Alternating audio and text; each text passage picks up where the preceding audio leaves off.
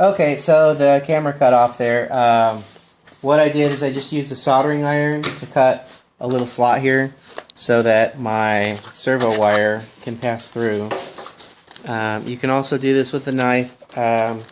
If you melt through, then it sort of cauterizes the hole in such a way that it doesn't leave it as prone to tearing as it would if you did it with a knife. So now I've got all of my servo leads on one side, and you'll notice I've got a little bit of room on all of these to get a little bit extra wiggle room here, right? They all meet at the same point. We're going to come back over here where I've got my receiver. Excuse me a second. Okay, and again I'm going to cut hooks for my receiver.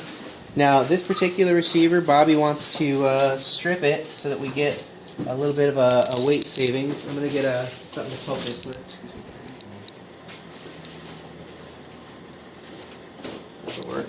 A knife or anything, a little screwdriver. There's little hooks. You pop that hook, and that will open this up. Do that on 2 of them, and it opens up.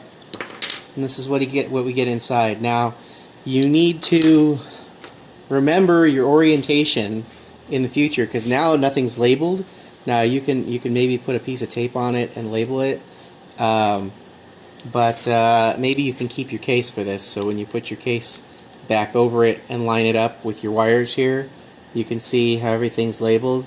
This is my bind, then throttle, aileron, elevator, rudder, and then the 2 additional channels beyond that, right? The bind plug comes in when you pull it out of the package. That's good, actually, because we're going to need to bind this to a radio in just a minute. So the first thing we're going to plug in is our throttle. And the black wire goes towards the bottom, right? So I plug that in first. And then I need my aileron servo. Now this one doesn't have a black wire, it has a brown wire. That's okay. Brown wire goes down now. Brown wire is the same as the black wire. Now I need my elevator.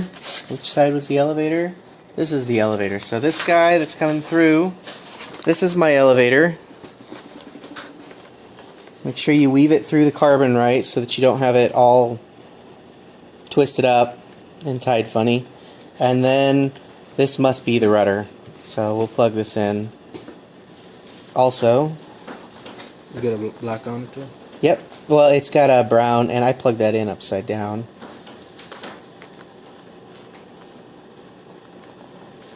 Okay, so they're all plugged in, and now I need to put hooks and loops on this. So again, just like we just did with the speed controller, I'm going to cut some hooks that are just big enough for that receiver.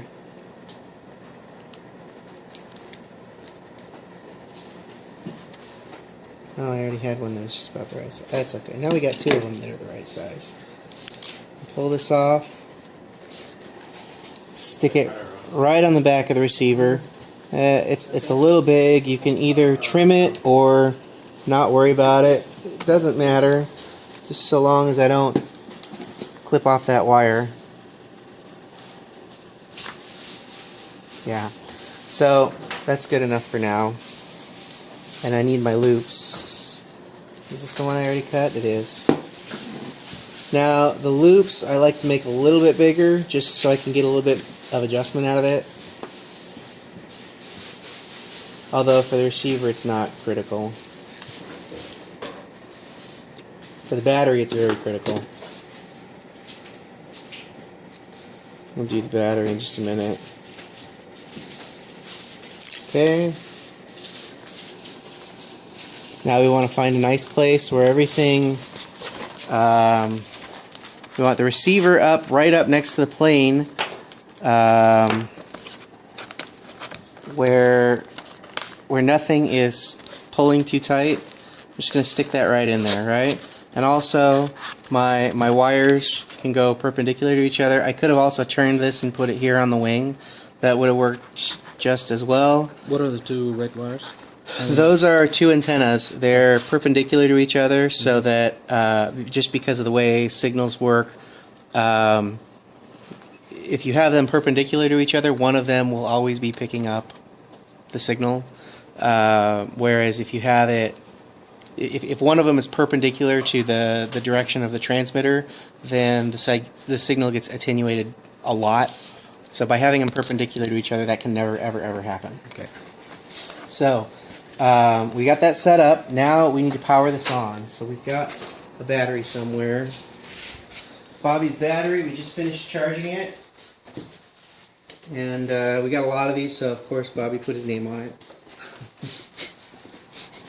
We're going to put hooks on this. Now, I'm just going to, you don't have to have it going across, actually if you put it across the whole battery, it'll be very difficult to remove from the airplane. So I'm just going to put one on the front, and I'll even trim this one a little bit, and one on the back.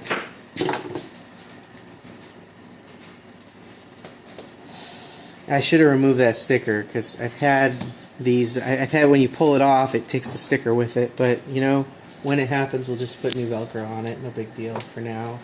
But again, hooks on the part that attaches to the plane. And then, okay, so here, you want, for your battery, you want it to be a little longer, so I'm going to get a brand new one, and I'm going to split this down the middle.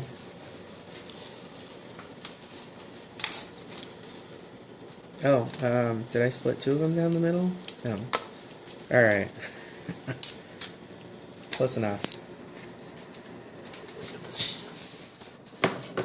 Yep. Trying to peel these apart now.